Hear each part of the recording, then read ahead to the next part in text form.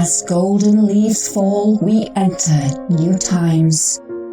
The Cry Freedom Show with Lisa.com. CFR 369 Live.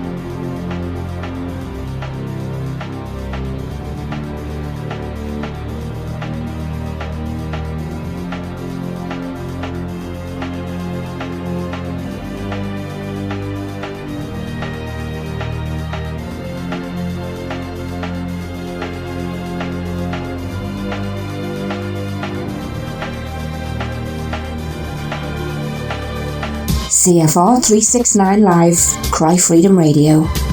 Video Soundbite number 2. Wednesday, the 5th of October, 2022. The truth? ? What is the truth? Do any of us actually know? Will any of us actually ever know? There is a lot of information that comes at us, especially in these times, and yes, it's very difficult to actually know what is true and what isn't, because ultimately we are taking other people's word and outlook on it all. Most of what we see isn't actually provable to ourselves, and so we are left in a situation where it mostly comes down to our gut feeling and our own discernment with what we are exposed to and what we take from that. And yes, it's not easy, is it? It's a never-ending head mash that can drive some people insane. Been having my head mashed now for well over 10 years, so kind of got used to it. And yes, we sometimes go with things that turn out not to be the right thing, and we have to just be strong and honest about that and admit it. We've all done it. How could we not in this more than crazy world? And so we've reached a time, and I don't know about the rest of you, but I am very much evaluating my own life in these moments. Quite a lot of it in my dreams. My dreams have just been bizarre of late. A lot of old colleagues from work, etc. have been coming into my dreams, and I have to say a lot of them have been anxiety dreams. And a lot of that is based on, I suppose, the way that I felt during the whole of my working life.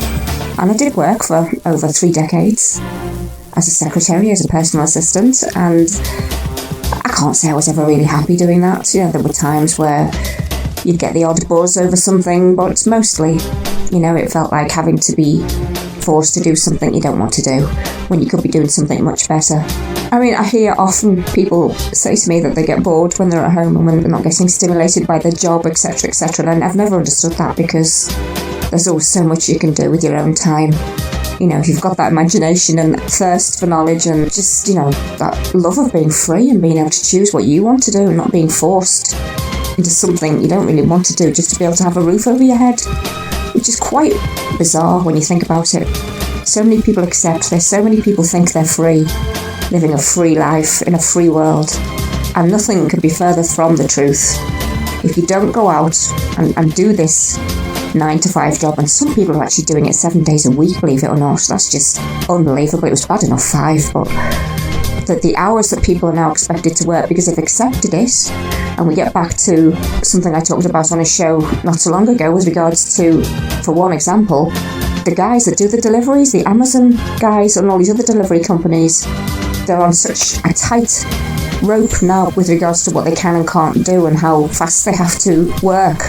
You know, again, we were told that some of them are not even allowed to have toilet breaks. They have to have a bottle, it's obviously for the men, in the cab of the van with them, because they're just pushed so hard.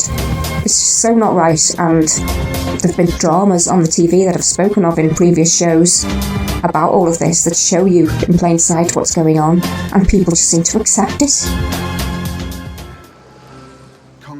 Lighting, plumbing. Is that you two? We've done it all. So why'd you give it up? He's just gone from job to job. There's always someone on your back, isn't there? Come on, we've got time to make up, let's go. I'd rather work on my own now and be my own boss. Let's just get a few things straight at the start, though, shall we? Hi, Rosie. Wake up. Dad will go mental if you miss school again. Now, if you don't move, then you're going to get a ticket. Oh, Rosie. You're feeling with a laugh. You don't work for us, you work with us. 0-hour contract. I get paid for the visits. Keep this happy. Get it. Yes. They track every parcel, don't they? To the front door and the back door. Even if you put one in the garden shed, they know where it lands. Fucking hell! There's a dog round there with massive teeth. I think it took a chunk out of my ass. This decides who lives and who dies. You were snoring. It wasn't me, it was your mum. Say this for Mr. Campbell. Robert, no. Keeps on parking in me parking space. They don't get paid till they get delivered. It's my night with my family, so no, I'm not doing it. I'm just having some problems with my teenage son. Have you been on the train tracks and the roofs? This is 2 days in a row. Just knuckle down. This is another £100 fine and a sanction. Otherwise, you're just going to end up like... Well, Like you. I never thought it'd be this difficult. I just want things to go back to normal. You do more for me than you'll ever know. You've got the best thing in life here. You've got a family that care about you. How does your company get away with this? This is my family, Thanks for the great day. and I'm telling you now, nobody messes with my family. Master of your own destiny, Ricky. You up for that? Yeah. This is where it's at.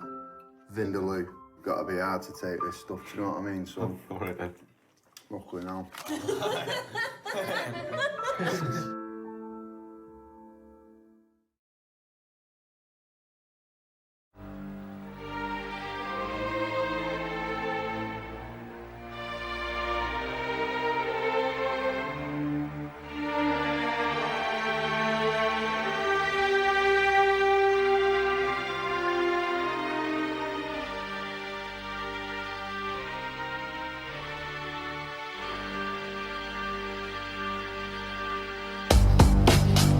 Unless people collectively stand up and say, this isn't right no more, then it won't change, guys, will it? It will never change.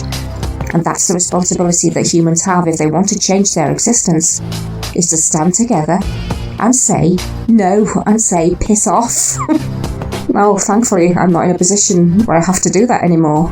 It doesn't mean I'm living it up in luxury or anything, but I made that decision over a decade ago that I'd had enough, and I didn't want to waste any more of my life in this false way, in this false existence. And that's why, as I've said again many times, people have heard me say this, but I'll carry on saying it.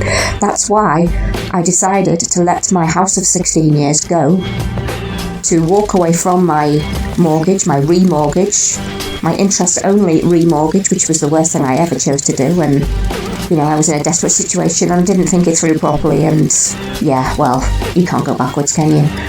And so it was a mortgage I never would have been able to pay off anyway, so why put yourself through that? Having to work, in a job you don't want to do, just for something you're never going to be able to sort out anyway. It's just ridiculous. There comes a point when you have to rationalise it within your own brain. I think this just isn't working. It's just stupid. And that's why I did it. That's why I walked away, put the key back in the door, and walked literally just away from it. And no, life hasn't been particularly rosy since. I've had to live back at my mum's house with no independence, and then I was homeless after she passed on for a while, having to work on farms, etc, etc. But I've got no regrets, and I would never go back into that system because it's so wrong. And if you partake in it, then you are essentially agreeing with the wrongness of it, and I can't do that anymore. It's not about material possessions, it's about being free. And that's why I think it's the best thing I ever did. I left my job as well because they were cutting the hours, and again, it would have been ridiculous. So I just made that decision, and it felt so right. And as I've said again many times, the hardest thing about it was not walking away from the house, it was walking away from the trees and the plants that I'd planted, and they've all gone now. The person that came in afterwards has done the usual thing that they do these days, which is uproot anything vaguely resembling nature and slam a load of concrete down. That's what people do now. And so that was the only thing that saddened me. But hey, I've tried to make up for that by planting things, buying plants and collecting seeds. So I think I'd say on this evaluation of life thing, one of the things that's come to me a lot, that has caused me a lot of pain in my life, has been, now we always think that people think like us, don't we? We think that people feel like us because you are a certain way, you just automatically assume everybody else is the same, and it's so not true, and that's what I found out the hard way over the last decade or so. And it's something I needed to find out because it's somewhat naive to have that belief, obviously. And so I needed to experience it firsthand, and I have. And it's a shocking thing to go through. And one of the worst things about it all was, and it's happened to me so many times now, when you get people that basically mirror the way that they are back to you. And by that, what I mean is that they always think the worst of you. They think you're doing things to be manipulative. They think you're doing things covertly, with evil intent, when nothing could be further from the truth. And I've experienced that quite a few times, and it's so painful when people think that of you, and you know with certainty in your heart that they are so wrong. But you can't persuade them otherwise because that's what they think, and that's the way that they think, and so that's what they think of you. And that one's been a real eye-opener to me. And again, it's necessary. It's a necessary torture to go through. And it's not, it's not just like once. This has happened to me so many times now with people. That their first instinct is to think the worst of you when you've only ever tried to do the right thing, and to call out when you think things are not being done in a good way and things are being done in a wrong way and a hurtful way, and you call that out, and for that you get deemed as some terrible individual. And I guess it's all part of growing up and maturing up, isn't it? And that's why we have to go through these things. So we carry on, and that's what matters. I'm going to finish this one off by reading something out to you that was sent to me by a good friend. Thanks, Rob, for that. And it was written by the grandfather of no less than Bill Gates, whose name was Frederick T. Gates. And when he wrote this that I'm going to read out, he was the chairman of the General Education Board. And the title is The Country School of Tomorrow, in which young and old will be taught in practicable ways how to make rural life beautiful, intelligent, fruitful, recreative, healthful and joyous, by Frederick T. Gates. Which all sounds very good, doesn't it? So let's get into the article. Thrown on a screen at a recent conference on rural life was a series of photographs of country schoolhouses in various states, taken by superintendents of rural schools. A few were neatly constructed, and about them were pleasant grounds. The larger number were small, one-room structures set on pegs, weather-blackened, window-smashed, often with wrecked entrance steps and lockless doors. For chimney, a length of stovepipe thrust side or back. For furniture, a perpendicular combination of bench and desk, well fitted to be an engine of torture. Improvement of the grounds had rarely been conceived. Probably because they had no money, because these guys were scooping it all in. On the contrary, the original picturesqueness of wild nature had been defaced and belittered. From November onward, for 3 to 7 months, less than one half of the school population of the district may be found here, usually taught by a young girl, often a last year's older pupil of this or a neighbouring school. Enter and you shall see her painfully teaching her class to read sentences of English, quite likely as one would pronounce the successive words in the perpendicular columns of a spelling book. Such in the main, we were told, are very many of the rural district schools of the south, and similar are many in the northern states. And then it goes on to say, and this seems to be in a book called A Vision of the Remedy, okay? And this is what it goes on to say. Is there aught of remedy for this neglect of rural life? Let us at least yield ourselves to the gratifications of a beautiful dream that there is.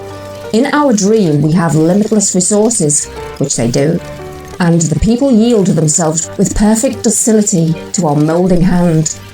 The present educational conventions fade from our minds, and unhampered by tradition, we work our own goodwill upon a grateful and responsive rural folk.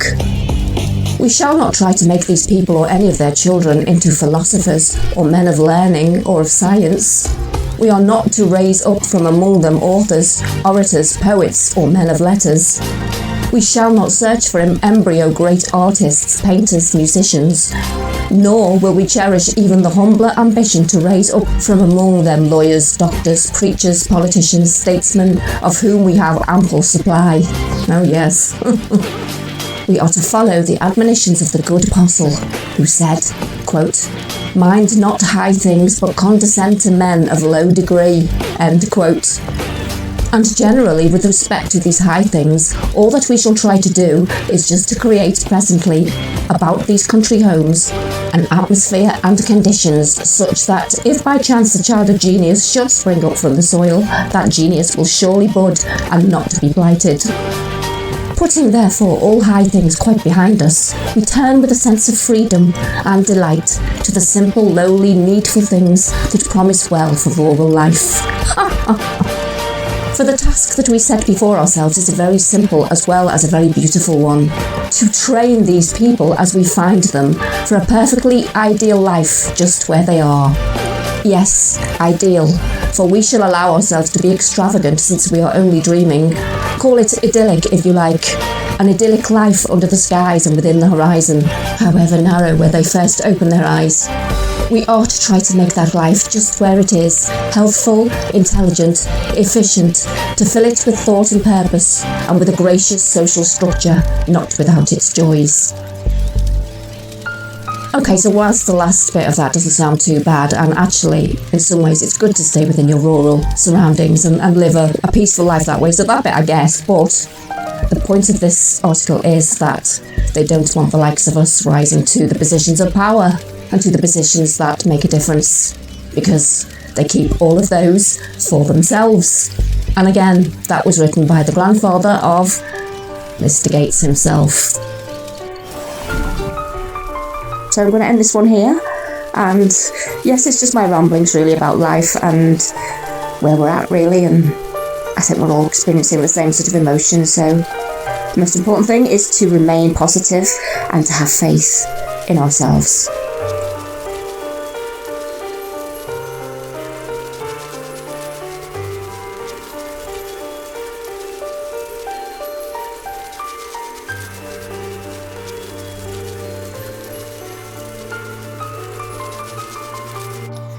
Hi everybody. So I just wanted to do a little voice video for you guys today and kind of explain where my mind goes as far as like how I put all this stuff together in my head about what's happening. A lot of it comes directly from my higher self, but some of it comes from my logical mind as far as like the things that I've learned over the years, and that's how I put some of the stuff together. So when I think about what's happening, a lot of times it goes back to the precession of the equinoxes. And if you don't know what that is, I would go look it up. But basically we're in a cycle, and that cycle is about to come to an end. So we're about to go through a whole different kind of experience, and we're moving from third density. I believe now we're in fourth density negative, but there's so many positive people that we are being pulled up into fourth density positive. So that's what's going to be happening over the next few years. As far as the whole ascension process,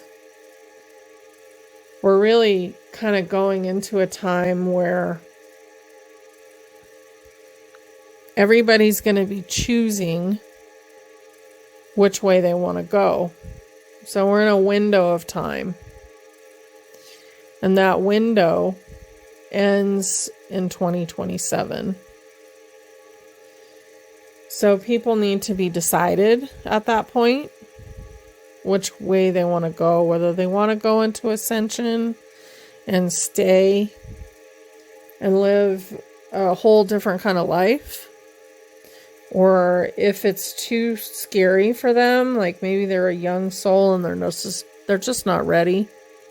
So then they'll have another 3D experience instead.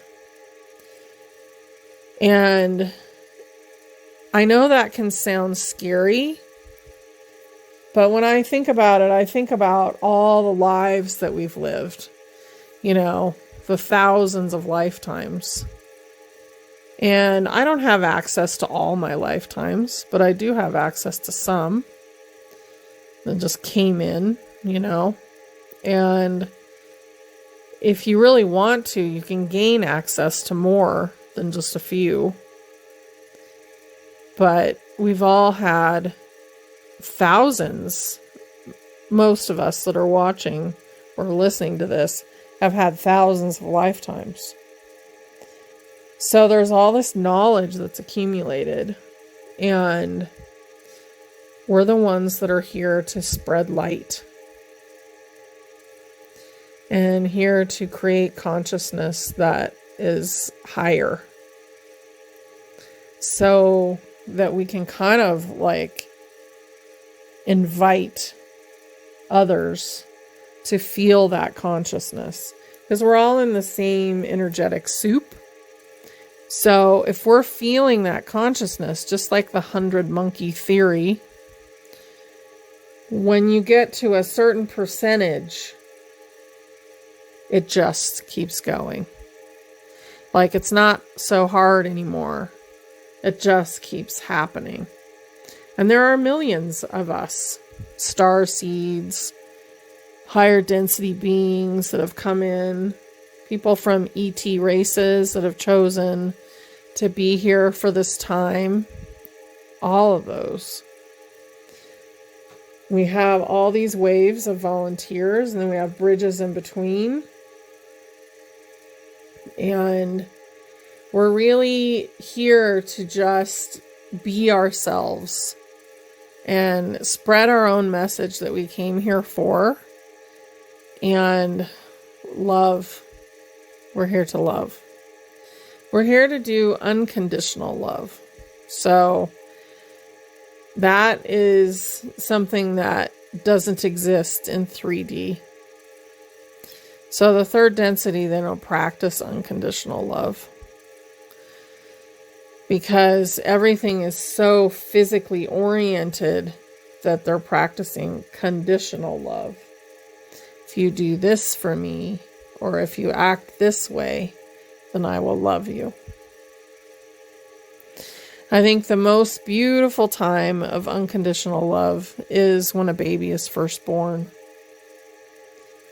And it doesn't happen every time, but that's when the most unconditional love exists. But pretty soon, there's conditions put on those feelings.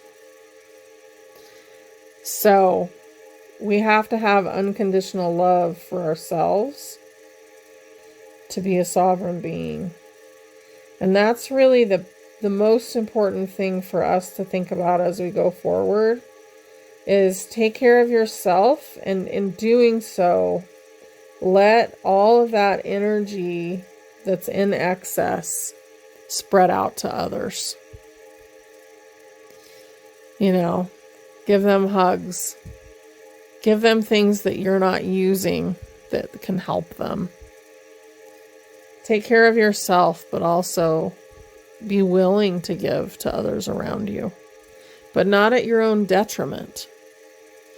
That's a big thing that the starseeds have done, is give too much, help too much. Because everybody that's going to go forward needs to be a sovereign being. So that means they need to know that they can do it, and they can make their own decisions. And we don't have to look at everybody else around us to know what to do. And we have discernment, and we can feel it in the pit of our stomach, whether something's right or wrong. Those are really important things. So I just wanted to share that with you guys this morning. Just some thoughts about what's coming. And as things start to progress, which I feel like will be very quickly, as they start to progress, then we really need to go ahead and take care of ourselves as we take care of others. So that means if something really awful that you've already seen and you don't want to watch again is on the TV because it's part of the wake-up call, don't watch it. Keep your consciousness as high as possible. And if your loved ones are going through their process, let them. They need to do it. And they don't need to do it with us pushing them in any way. They're going to have enough to think about. This is basically the time period where everything gets thrown on the floor. All the information, just like if you're moving, everything gets strewn around so that you can choose, what am I going to take with me? And think about that for your feelings as well, and your triggers and all that stuff that's roaming around in your subconscious. What do you want to take with you? Because we are manifesting this. We are manifesting. And we're creating this new place, this new world. So since we know that, we can really do a great job. Not everybody knows that we're manifesting. A lot of people think that the control that's gone on will continue and it'll be slow. It may be slightly slow to the outside when looking in, but within it, there's so many changes that have already happened in the background, and it's just going to keep continuing like a snowball rolling downhill. And one of the things that we need to do as a collective is think about what we want and also start to do it. Because as we gain the momentum and change the energetics of what's happening, things will move faster and faster. So as people are having their awakening experience, we will actually be creating what's coming, the new experience. We're going to be creating something so beautiful. And it will take time, but it will be created faster and faster the more of us that, work on it. And the more of us that believe it can happen. Belief is a huge part of it. And it's all about letting go of the darkness to let in the light.